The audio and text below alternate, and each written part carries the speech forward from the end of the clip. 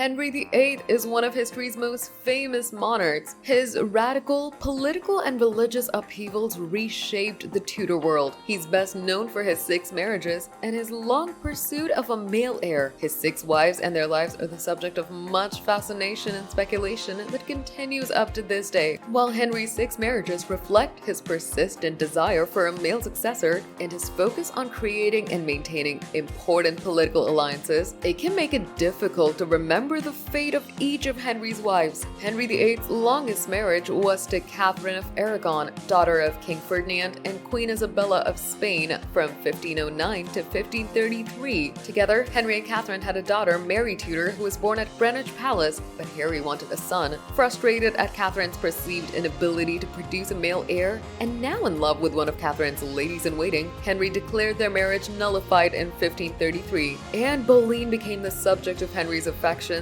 after he had an affair with her sister Mary. While still legally married to Catherine, Henry began showing his esteem for Anne, openly honoring her in his court and granting her the title of Marchioness of Pembroke in September 1532. Anne steadfastly refused the king's advances until she received a marriage proposal, with the couple marrying in secret in early 1533. By this time, Anne was pregnant with her first child. In 1533, she was crowned Queen of England and they had a daughter, the future Elizabeth I. Despite at least 2 miscarriages following the birth of Elizabeth at Greenwich, Anne remained in a position of relative power. Following accusations of numerous crimes based on little evidence, Anne was arrested and beheaded. In May 1536, Henry married Jane Seymour. Unlike his previous wives, Jane never had a coronation and so was never crowned queen. In October 1537, Henry finally got his wish with Jane giving birth to the future King Edward VI. Sadly, Jane died less than 2 weeks after the birth. Following Jane Seymour's death, Henry spent time in mourning. As time passed, the king and his ministers felt that England needed a foreign ally against the Catholic Church. Hans Holbein, the younger, who was dispatched to paint the likeness of Anne, with which Henry found favor. On Anne's arrival to England, Henry expressed concerns that Anne was already married. While he was eventually convinced that she was free to marry and the marriage did take place,